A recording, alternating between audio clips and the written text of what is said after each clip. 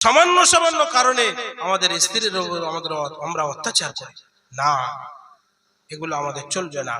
তাদের বুকে মারা যাবে না, পিঠে মারা যাবে না, বাচ্চাদের বুকে মারা যাবে না, পিঠে মারা যাবে না। তাদের শাসন করতে হবে আর কড়া ভাবে চলতে হবে। এগুলো আমাদের ইসলাম। ইসলাম শুধু নামাজ, রোজা, হজ, যাকাতের নাম ইসলাম নয়। ইসলাম হলো পূর্ণাঙ্গ জীবন ব্যবস্থার নাম। সেই জন্য বাবু ভাইরা, আমাদের ঈমানওয়ালা হতে হবে। ঈমানওয়ালা হতে গেলে প্রথম কি করতে হবে? বিসমিল্লাহির রহমানির রহিম। قد أفلح المؤمنون الذين هم في صلاتهم خاشعون। খুশু খুজুর সঙ্গে আল্লাহর জন্য আমাদের নামাজ পড়তে হবে। ভালোভাবে প্রস্রাব পায়খানা করে, মেসওয়াক করে, ওযুর যে দোয়াগুলো আছে সেগুলো পড়ে আমাদের নামাজ পড়তে হবে। আজ আমরা কলেমাটা জানি যে কোনো ভাবে। এই জন্য হযরত মাওলানা ইলিয়াস রাহমাতুল্লাহ আলাইহি দিনে দাওয়াতের মেহনতে তাহরিক এই জন্য চালাচ্ছেন যে মুসলমান এই জন্য চালিয়েছিলেন যে মুসলমান যে কোনো ভাবে চারটে সূরা নামাজ পড়তে গেলে যে জিনিসগুলো দরকার সেগুলো অন্তত সহি হয়ে যায়, তারা মুসলমান হয়। আমরা যারা আছি আমরা সব মুসলমান, ঈমানওয়ালা হতে পারি না। বলেছে শুধু ওযু এমন একটা জিনিস, আল্লাহ রাসূল সাল্লাল্লাহু আলাইহি ওয়াসাল্লাম হাদিস কুররাম মুআজ্জালিন, যে ওযু করার পরে আল্লাহ রাসূল সাল্লাল্লাহু আলাইহি ওয়াসাল্লাম কিয়ামতের ময়দানে আমাদের অঙ্গ প্রত্যঙ্গগুলো চকমক চকমক করবে তারার মতন। সেই কুররাম মুআজ্জালিন সেগুলো দেখে আমাদের আল্লাহ রাসূল সাল্লাল্লাহু আলাইহি ওয়াসাল্লাম আমাদেরকে চিনে নেবেন। তাহলে আমাদের তো তেমন ভাবে ওযু করতে হবে। আরে ওযু করার সময় এমন এমন দোয়া আছে, সেই দোয়া কটা মানুষ যদি চিন্তা করে তাহলে তার জীবন বদলে যাবে। অনেক দোয়া আছে, একটা দুটো দোয়া বলছি, ওযু করার সময় দোয়া পড়তে হয়। আল্লাহুম্মা, আমাদের হুজুর আমাদের মাদ্রাসা ট্রেনিং দেন, মাদ্রাসা স্কুল যা আছে সেখানে ট্রেনিং দেন বাচ্চাদের কাছে, আমরাও শুনি যে প্রথম দোয়া পড়তে আল্লাহুম্মা ইন্নী আসআলুকাল ইমনা ওয়াল বারাকা ওয়া আউযু বিকা মিনাশ শুমি ওয়াল হালাকা। এই আল্লাহ, তুমি এই হাতের দ্বারা ওযু করছি, হাতের দ্বারা যেন ভালো কাজ করি, যে হাতের দ্বারা খারাপ কাজ যেন না হয়। আমরা তো 50 বছর ওযু করে আসছি, আমরা জানি এই দোয়াটা পড়তে জানি, অন্তত আমাদের ওলামাদের কাছে বসে ভাব ধারণা আমাদের শিখতে হবে। ওই জন্য ওলামা বলা হচ্ছে, ওলামাদের 5টা বস্তুকে দেখা হলো ইবাদত। আর নজরু ইলাল উলামা ইবাদাতুন, ওলামাদের দিকে সুনজরে দেখা হলো ইবাদত। আর নজরু ইলাল ওয়ালিদাইনি ইবাদাতুন, নিজের বাম্মার দিকে দেখা হলো ইবাদত। আর নজরু ইলাল কুরআনি ইবাদাতুন, কুরআনে কারীমের দিকে দেখা হলো ইবাদত। আর নজরু ইলাল কাবাতি ইবাদাতুন, বাইতুল্লাহ শরীফের দিকে শুধু দেখা হলো ইবাদত। 5টা বস্তুকে দেখা হলো। সেই জন্য আইয়ুহিব্বুল আরাবাতি আলা সালাসা, আর আরবি এবং আরবকে 3টে কারণে ভালোবাসো। আর নবী আরবিয়ুন, নবী আরবে এসে, আর জান্নাতের ভাষা হবে আরবি, আর আল কুরআন আরবিয়ুন, ইন্না আনজালনাহু কুরআনান আরাবিয়্যান লাআল্লাকুম তাআকিলুন। এই জন্য ওলামাদের দাম, এই জন্য তো আমাদের দ্বীন শিখতে হবে, এই জন্য তো আমাদের প্রতিটা ঘরে ঘরে একটা আলেম অন্তত তৈরি হয়। হযরত মাওলানা ইলিয়াস রাহমাতুল্লাহ আলাইহি তার মালফুজাতের মধ্যে লিখেছেন যে প্রতিটা মসজিদ হবে বড় বড় মাদ্রাসা, আর প্রতিটা জামে মসজিদ হবে দারুল উলুম দেওবন্দ। আমি তখন মনে করব যে আমার এই ইলম সাকসেসফুল হয়েছে।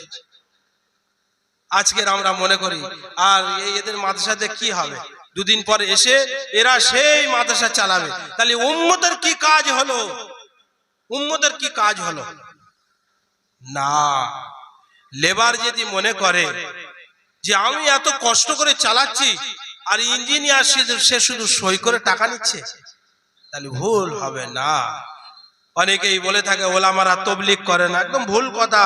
ওলামাদের নেতৃত্বে তো তাবলীগ চলছে, ওলামারা আছে বলে এই তাবলীগের সংগ্রাম চলছে। হাদিসে পাকের মধ্যে এসে ইন্নাল্লাহা লা ইয়াকবিদুল ইলমা ইনতিজাআন ইয়ানতাজিউহু বিকবদিল উলামা, কিয়ামতের কাছাকাছি যখন যাবে তখন বড় বড় ওলামাদেরকে তুলে নেওয়া হবে। আর তুলে নেওয়ার পরে কি হবে? ইত্তাখাযান নাসু রুউসান জুহালান, তখন কি করবে? সাধারণ মানুষকে আমির বলে মেনে নেবে। আর মানার কারণে কি হবে? ফাসুইলু, তার কাছে ফতোয়া জিজ্ঞেস করবে। ফাআফতাউ বিগাইরি ইলমিন ফাযাল্লু আযাল্লু, সে নিজেও গোমরাহ হবে আর যার ফতোয়া দেবে সেও গোমরাহ হবে। এই জন্যে আমরা তাবলীগ করি আর যা কিছু করি ওলামাদের সঙ্গে আমাদের সম্পর্ক রাখতে হবে। আমরা 3 চিল্লায় যাই, আমরা 4 মাস সাথে সাথে 6 মাস, এগুলো সব আমাদের দরকার, কিন্তু ঈমানওয়ালা হতে গেলে ওলামাদের সঙ্গ লাভ দরকার, ওলামাদের সঙ্গ লাভ দরকার। الذين هم في صلاتهم خاشعون والذين هم عن اللغو معرضون। ঈমানওয়ালা ওই হবে যার কথা কম হবে, বেকার কথা সে বলবে না। কিতাবের মধ্যে সে মান সমাতা নাজা, যে ব্যক্তি চুপ করে থাকবে সে নাজাত হয়ে যাবে। হযরত মাওলানা কারি তৈয়ব সাহেব রহমাতুল্লাহ আলাইহি, যিনি দারুল উলুম দেওবন্দের 52 বছর মুহতামিম ছিলেন। কত বছর প্রিন্সিপাল ছিলেন? 52 বছর মুহতামিম ছিলেন, প্রিন্সিপাল ছিলেন। তিনি বলছেন যে সব থেকে কঠিন কাজ হলো কি? ফতোয়া দেওয়া। কি দেওয়া? ফতোয়া দেওয়া। আজ আমাদের আজ জিজ্ঞেস করলে এই নামাজে এটা ভুল হয়ে গেছে, কি হয় বলো তো? পাশে তো একজন বলে দেবে তোমার নামাজ হয়নি, তাহলে ফাজাল্লু, সে নিজেও গোমরা হয়ে যাবে, যার ফতোয়া দেবে সেও। একটা আলেম মুফতি না হলে সে ফতোয়া বলতে চায় যে না আমার জানা আছে, কিন্তু মুফতি সাহেব জেনে নিয়ে তারপর বলবো। আজ আমাদের অবস্থা হলো এই, আমাদের প্রতিটা মানুষ আমরা ডাক্তার, আর প্রতিটা মানুষ ফেসবুক মুফতি, প্রতিটা মানুষ ইউটিউব মুফতি হয়ে আমরা ফতোয়া দেই। না, আমাদের ওলামাদের দ্বারস্থ হতে হবে। আম্মান তাখুযু দীনাকুম, দিন কোথায় থেকে নেওয়া হচ্ছে সেগুলো। সেই জন্য মোবাইলে আমরা যারা বক্তব্য শুনি, তারা আমরা আমাদের মসজিদে যে ইমাম সাহেবরা আছেন, আমরা যে আলেম ওলামারা আমাদের কাছে আছেন, আমাদের বড় সম্পদ, তাদের কাছে জিজ্ঞেস করে নেব যে কোন বক্তার বক্তব্য শুনবো, কোন বক্তার বক্তব্য শুনবো। তাহলে আমাদের কি করতে হবে? ঈমানওয়ালা হতে হবে। ওয়াল্লাযীনা হুম লিযাকাতি ফাইলুন, ঈমানওয়ালা হতে গেলে কি করতে হবে?